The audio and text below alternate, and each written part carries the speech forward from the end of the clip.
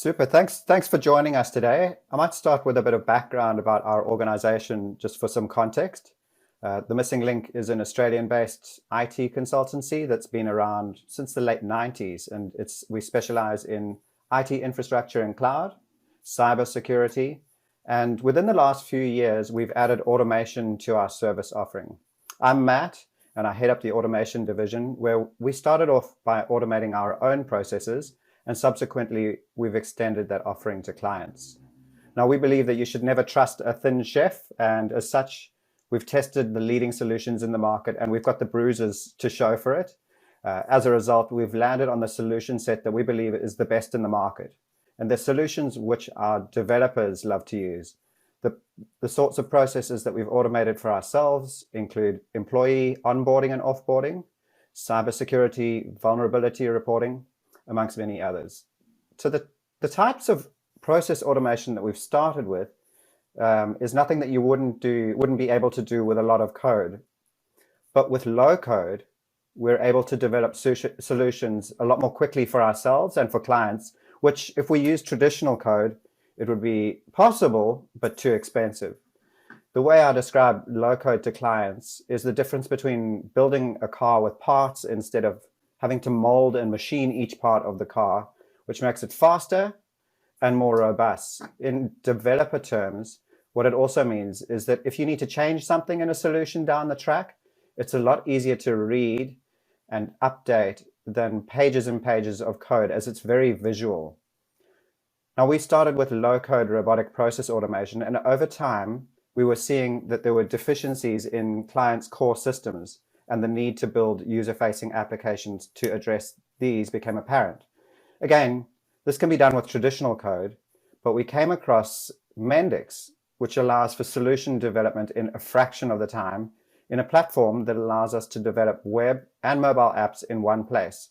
We're excited about Mendix becoming part of our solution set and the benefits that it can bring for our clients. Now, I'm joined today by Wayne Tomlinson, Partner Sales Executive from Mendix, to go into more detail about what this technology is and to help paint a picture of where it could be useful in helping your organizations to achieve your digital aspirations. Welcome, Wayne, and thanks for joining us. Could you tell us a bit about your role? And I'm also interested in what made you join Mendix.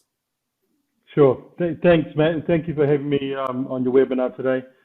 I guess just to kick things off, my role was primarily centered around helping customers and partners understand what the benefits are of low code and how it differs from traditional development approaches. Mostly talking to business people about what it means for their business outcomes. So there's various scenarios that involves. It could involve businesses that have entire portfolio of applications to transform, or businesses that are just building succinct products to take to market in an ISV type model. There really are many situations in the low-code world. Another common one would be buy versus build type considerations as well. So really, it's about helping people understand what does low-code mean for them in those types of scenarios. And it's a good question to ask why I joined Mendix, really. I mean, I've been in the industry for many years now, and particularly in software development methodologies and the tools that support those methodologies. And the type of capability that low-code platforms offer today is significantly different than has been offered in the past. And the main reason I joined Mendix because I finally seen a company that made a step change difference. Most software technology solutions we see these days, and you'll be aware of this in your space as well, is that most of them provide an incremental change. There's always some benefits they provide, but most of them are incremental. But this is not the case in low code. Low code is a step change, and I think it really is changing the industry. Cool. And typically, what sort of problems does Mendix solve for organizations in your experience? I guess it depends on who you're talking to in an organization.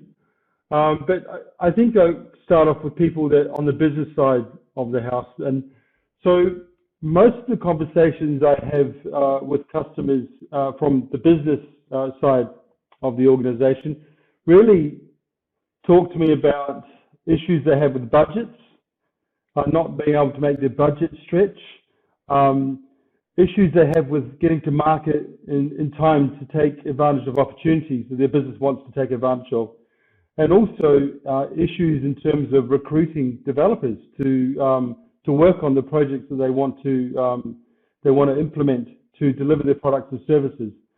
So fundamentally, Mendix addresses those issues.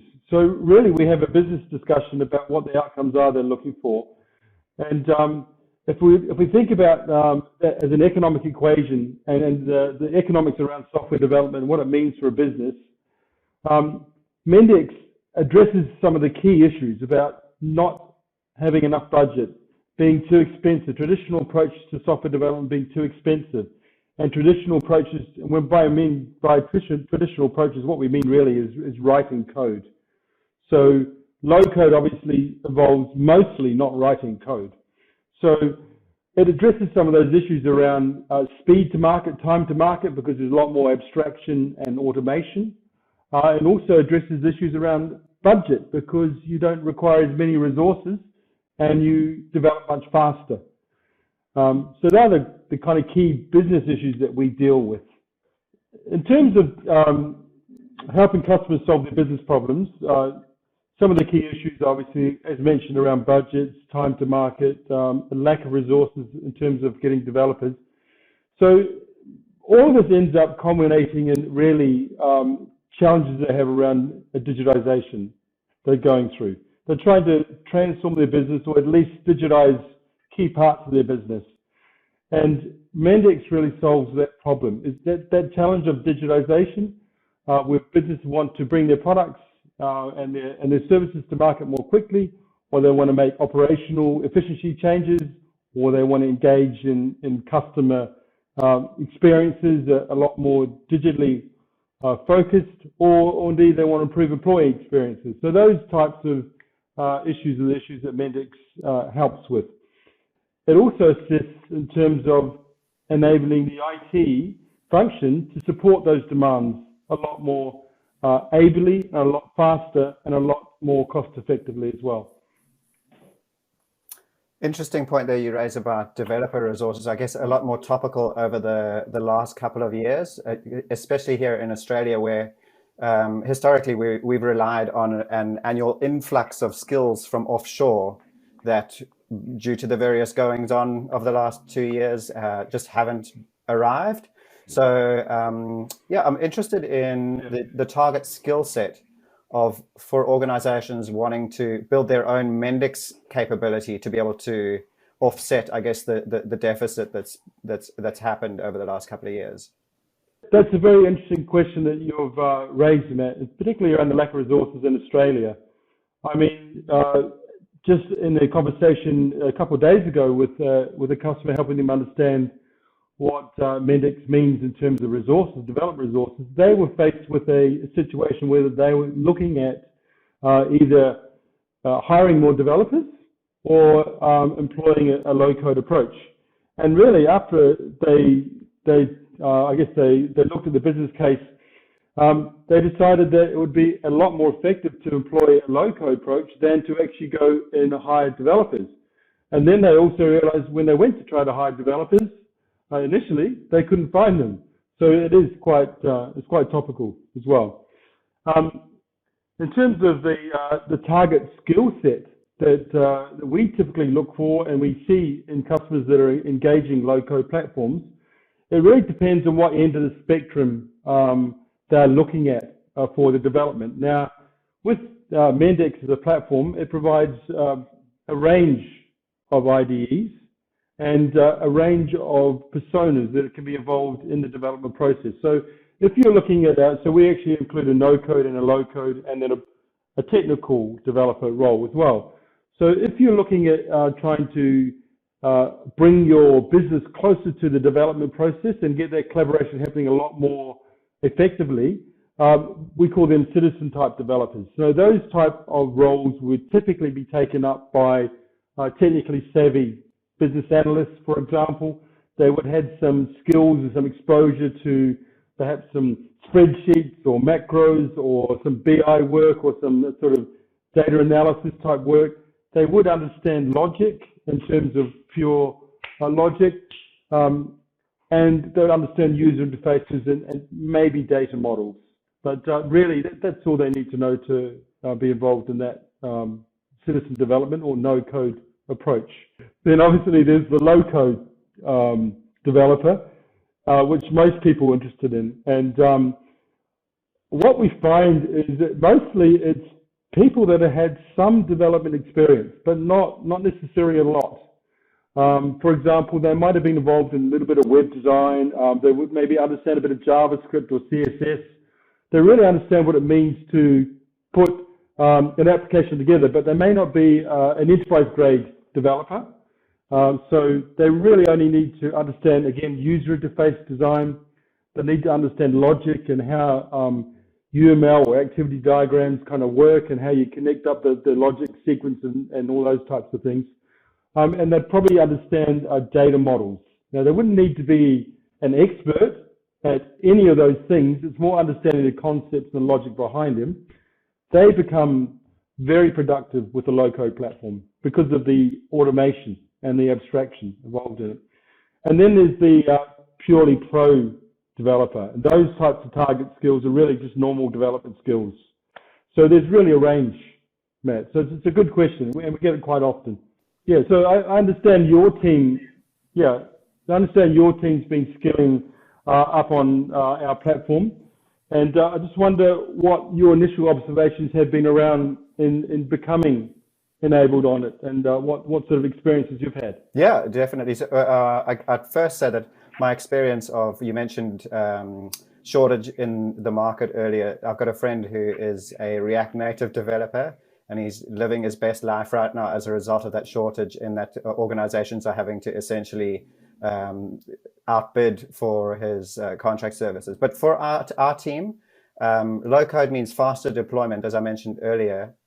And there's also, what we've noticed is that there's less chance for human error, because with less code, you've got fewer bugs to fix, which if you're a coder, you know is typically a big part of development.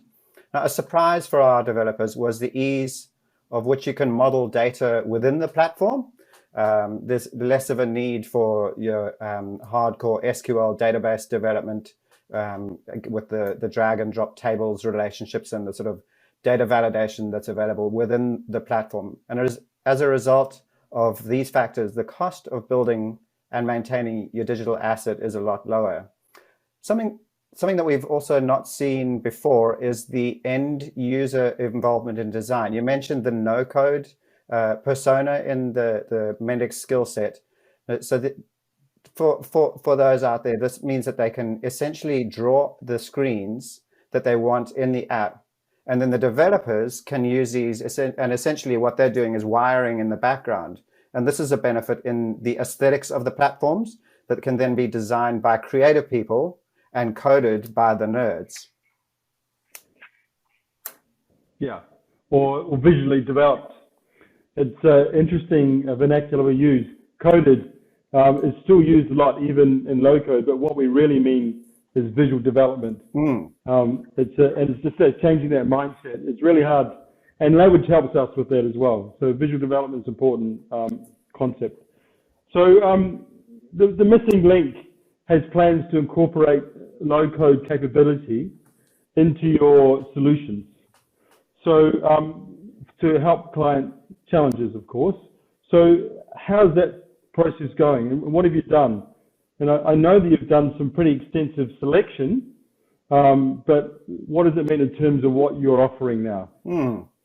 Yeah, the automation that we talk to our clients about to date tends to be the back office automation, and that removes the need for humans doing repetitive tasks like copying and pasting or data entry between systems. And the user experience in this case tends to be, as a result of our project, is that they're freed up to do other things. And sometimes the cause of this is the sort of legacy systems that people tend to use swear words before they actually name the system. And those aren't easy to integrate with, and They're not built with the user in mind.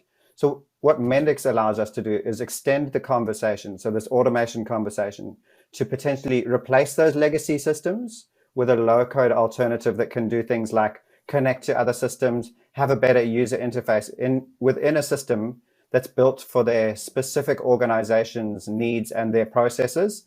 So along those lines, interestingly, we're seeing Mendix as a serious contender for clients that previously favored out-of-the-box solutions for particular problems. It's very fashionable at the moment to say that we don't, we're trying to roll back the configuration and all the customization that we've had for our big ERP platforms.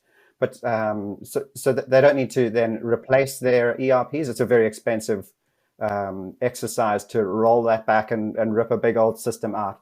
But when they see what's possible with rapid low-code development, we're seeing that they realize that they can have something that's built with them in mind in a similar time that it takes to configure those out-of-the-box solutions, and certainly a lot faster than building from scratch with code. So you mentioned the client challenges specifically. So we've seen particular interest to date in HR and resource planning, also in health and safety reporting, and supply chain as well, to name a few. But we're relatively fresh on our journey. So Wayne, with your exposure to what Mendix is being used for across the world, can you go into a few use cases to show where others are finding value in the deployment of low code? Sure. So there's probably, I guess there's a conversation to be had around what sort of systems you're likely to approach with a low code platform. Mostly we find there's a kind of a layering of systems in an organization. And the first layer well, Gartner actually classifies this, but we would call them systems of record.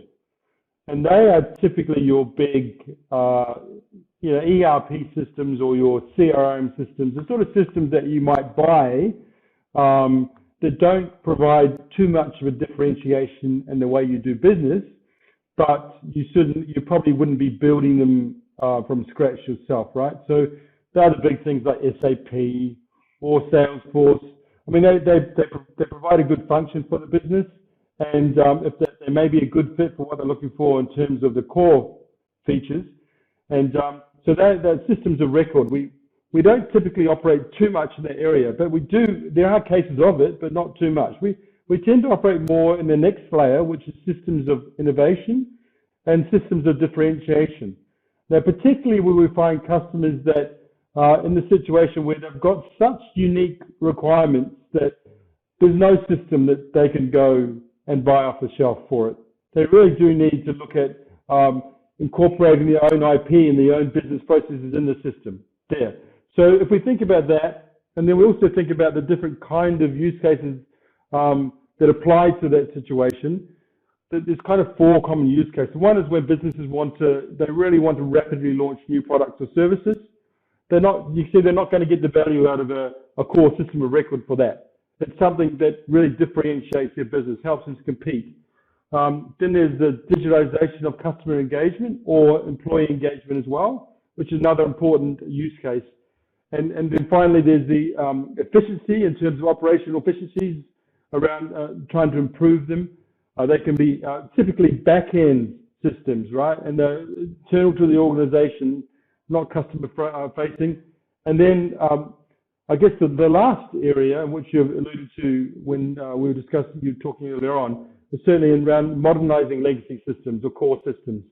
Or a lot of organizations will call that application modernization as well. So they're the four key use cases, right? And we certainly have very good case studies from around the world in those areas. Now, for example, in the terms of rapidly launching new products and business models, there's a couple of companies that, and these are all case studies you can find on our website, by the way, but I think Zurich comes to mind, particularly because it's such an easy one to grasp, and there's actually, I think there's a link to the actual app on our website as well. So they were trying to target millennials for insurance. They were finding that this particular population didn't really want to engage that much. So what they did is they had an option, and their option was to use high code, which is write an application, and the other option was to use low code. Okay, so they estimated that it would have taken them, using a traditional approach, about 3 to 4 months to develop what they call their face quote app, which essentially is you take a selfie, it goes back, uses an AI system to do facial recognition to go back and provide the age of the person that's taken the selfie, and then provide an insurance quote for them for life insurance. Now they, like I said, they estimated that if they were going to deliver that with high code, it would probably take them 3 to 4 months. They actually did that in 5 to 6 days using the low-code platform Mendix, right? They went through a selection process, chose Mendix, and achieved. That's the sort of outcome they're getting. Now, that enabled them to launch the products, their new service, much more quickly. So again, it's time to market that was important for them.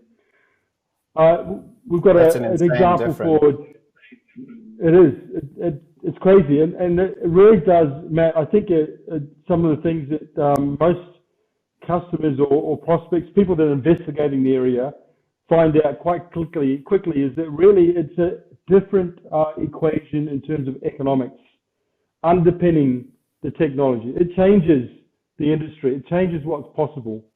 For example, in digitizing customer engagement. With that. Oh, sorry, butted in. No, it's all right. Go for it. I've actually had a play with that face app quote, and I found that I do actually look younger in the morning. In the evenings, it adds another 3 years to my age. Okay, but it's pretty accurate. So maybe we could, maybe somehow we could provide the link to it after the session or something. Yeah. So there's a couple of other companies that are worth mentioning in those particular use cases. Those 4 common ones. In terms of digitizing customer engagement or digitizing employee engagement, a good example we normally point to, which everybody can get, is Kuehne and Nagel, they're a logistics company. They were faced with effectively losing one of their major contracts. That's because the system they were using wasn't up to the task, and their customer realized this, and there was a lot of errors in terms of picking and packing and delivering the product. So they gave them 6 weeks to solve the problem.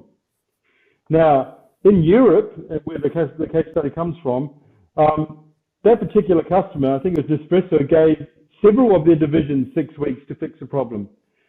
Only one of the divisions decided to fix the problem. They went out and they did some due diligence quickly in the low-code market. They selected Mendix, and they developed their full warehouse management application system that enables to pick the products and pack the products and deliver the products and sort of monitor them as they're being delivered.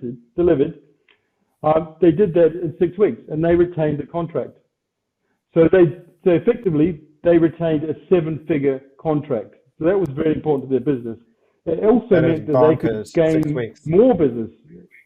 I know, it's crazy. It's crazy. And this is the sort of things that happens with low code. And you don't just hear it once, you hear it quite often. Right? They're not outliers. They're kind of mainstream results that companies get. So if you look at what they did after that one application, they actually went on to develop 26 applications. Now, they've told us they saved 60% on the development costs. That's 60%, which is quite remarkable, as well as getting the results, right? So the return on investment is quite substantial. There are other That's an important point that you make there. So I was going to say that's an important point that you make there in terms of once you've got the platform, you can continue to develop other applications for different use cases. So once you've got your first app in, and you can extend it to other areas of the business. Exactly. So there's certainly a very strong business case for it, and that is quite obvious. Once you start stacking up the numbers and looking at the alternative possible sort of solutions you have to do that, then the low-code platform like Mendix is really a very solid ROI, a very easy business case to understand, from executives down to technical people as well. So there's also probably another case study that is worth mentioning, because I know you've talked about engaging with your own customers, the ERP system, legacy systems and the like. So a really good way of understanding some of the capabilities that you can do with low-code platforms is it's not, it is really a significant enterprise-grade capability. So you can modernize core systems. So one of our customers, the development bank in Canada, they had a loan origination system that was becoming end of life. Now the system was processing about 30,000 loans a year, and they had 1,500 employees using the system. So for them, it was a core system. Now they tried twice using traditional approach, which is writing code, high code, and they actually failed. They tried this over a number of years, and they spent millions of dollars trying to replace this core systems, and replace the core system rather. So then they gave up on that approach. They went through a very rigorous selection process and chose Mendex. And then with three people, one dev, one SME, or one business analyst, they built that system in 8 months. Now that's incredible sort of results, and that's an example of modernizing legacy systems. So it's not, it's come of age. It's very capable in many different situations. Matt, there's a couple more questions that I'd like to ask you, because you're on a journey. It's new. It's relatively new to you. You obviously have, you've got a head start on a lot of people in terms of a lot of organizations. What are you finding when you talk to customers? Do they understand the sort of difference that a low code could make to the organization, or are they struggling with not quite believing the technical results, or are they struggling with understanding the business side and what it means for their business? Or they're not struggle, they just don't know about it. Yeah, there is a challenge in that Australia is typically quite slow to adopt new technology, and there aren't a lot of use cases within Australia yet. So we're starting to see that it's starting to, I guess, infiltrate the market, but it's still fairly young in Australia. So there are challenges in articulating, the art of the possible when there isn't a local use case. The other challenge with that is if their competitors aren't doing that yet, it's a relatively thin supply market here.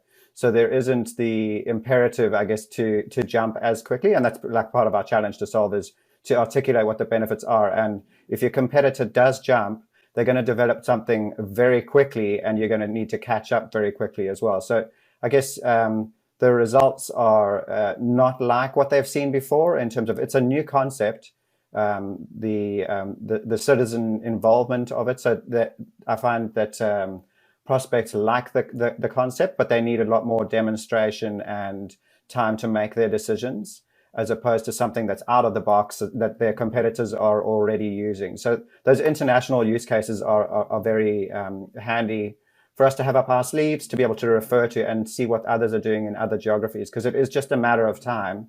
And the first to jump will have the advantage. Yeah. I get it. It is a challenge sometimes explaining the difference in the approach and the sort of results that can be obtained. And I find that really a lot of customers or prospects or potential customers want to see more. They want to see more to believe. So we often find that it's really important to show them and get their hands on it, and to get their team building something in collaboration with us or with partners as well. And then they can really start understanding the benefits of it. And then some of the mystery and some of the what appears to be kind of magic, some of that goes away. They understand how it works, how it fits together, and it becomes real for them. And then they start seeing the possibilities.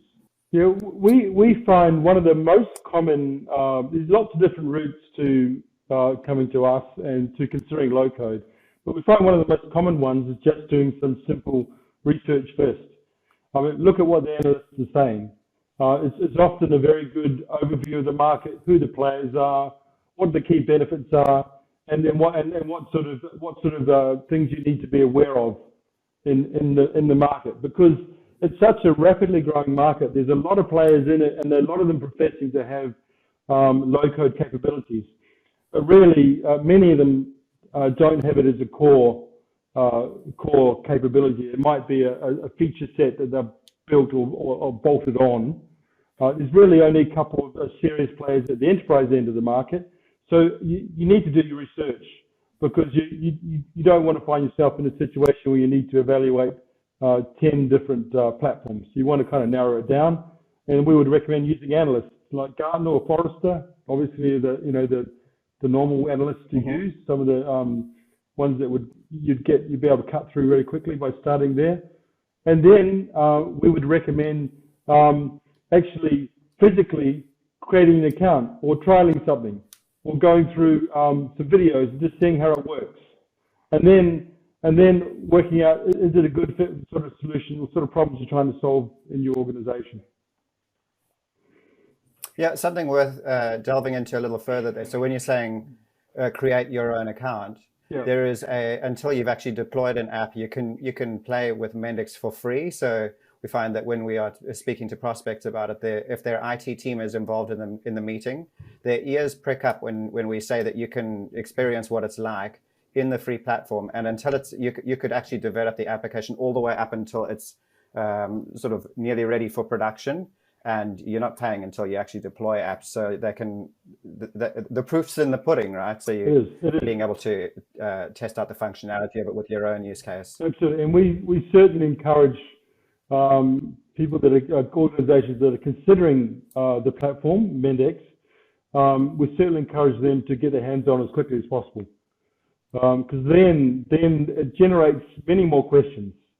And they're the questions that typically tend to be very important ones to them, because they've got past that high level veneer, if you like, of the market, and now they're really starting to think, well, what can we actually do with this?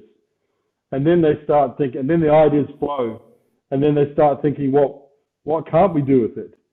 Because it really is very flexible and capable. So I would recommend that once you've done your research, once you've logged on, created an account, you've got your hands dirty a little bit. If you want to go a bit further, engage with the missing link. So they could take you through the process of understanding how you would build something very quickly, how you would build a proof of value or an MVP, and then you can start doing the estimates and start sort of evaluating the business case. And those are sort of common sorts of things you should be looking at doing if you're deploying this type of technology. Now, Wayne, I've heard you talk about mode 1 and mode 2 development. I'm interested in that, and sort of the development methodology that Mendix brings along with it. Can you elaborate more on that? Absolutely, and that's a good question. Thank you for asking. I was just having this conversation with a large utility last week about this. So for those of you that don't understand the difference between mode 1 development and mode 2 development, mode 1 development is your traditional approach to software development, using traditional methodologies and obviously traditional tools like writing code, using perhaps a waterfall or some hybrid waterfall, iterative, agile development, not quite moving into the modern way of developing, but you've got some sort of mixture there.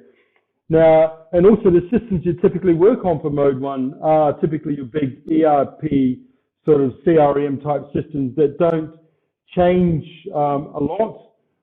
They're not used to differentiate the business.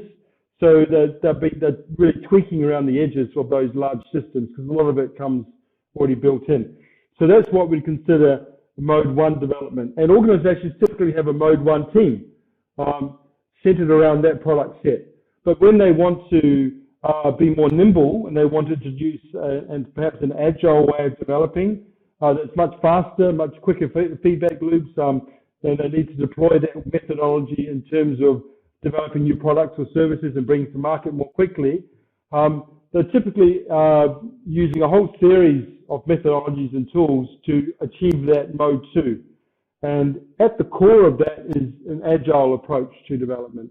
But also there's other capabilities that are there as well, like DevOps, having a DevOps type capability where they can get from development to operations quickly through an automation process. The other part of that is also cloud, deploying to cloud typically, and having cloud native type capabilities so that you can get your applications deployed into your cloud, into your different clouds or hybrid clouds or environments that you want to, quickly, effectively, and then there's a lot of cloud ops around that too. And then lastly, another thing that helps with that is visual development. So if you were to want to instantiate a Mode 2 capability in an organization because you want to be quicker to market, you want to deploy new modern technologies, modern architectures like microservices and DevOps and cloud ops and stuff like that, then that's the area of low-code platforms, particularly Mendix as well. So it's really a coming together of those four capabilities: agile development, integrated DevOps, cloud nativity, and so I just forgot the last one: cloud nativity, and of course visual development, which is the key part to low code, which is visually developing applications.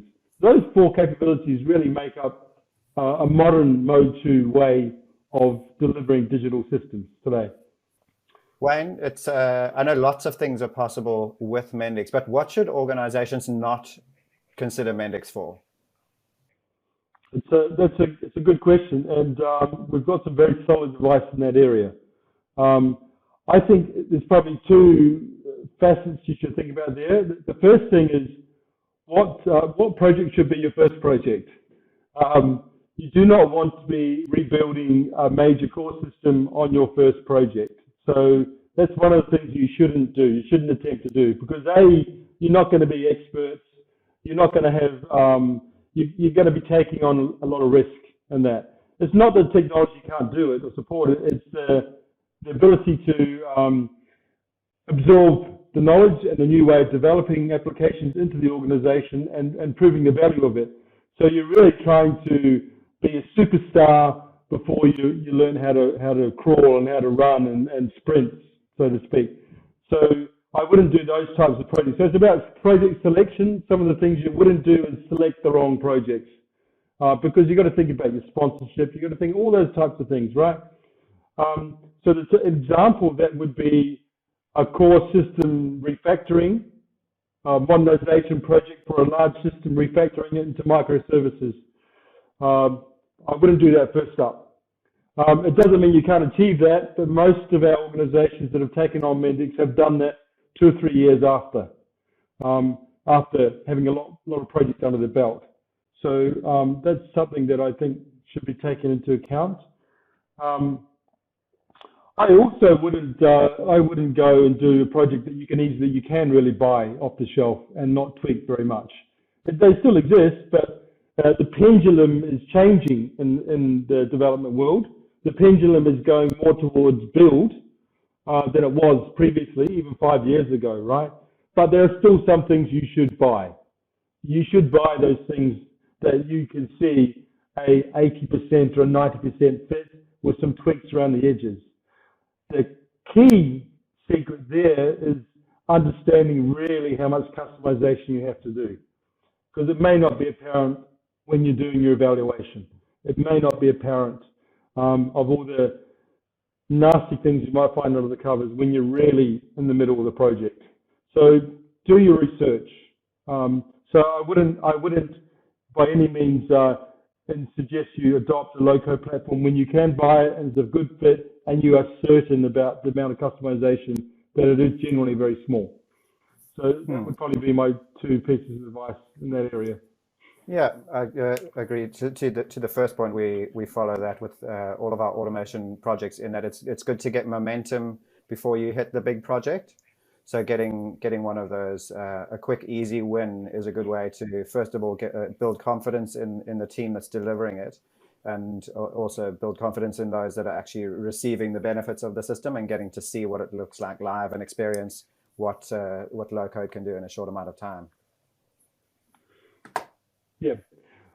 I think it's probably quite useful for people, organizations that are thinking about moving to low code, as to what would be involved in a proof of value type exercise. Because that's interesting to talk about, because really, and that's getting down to the nitty gritty in terms of really what would be the best way of evaluating.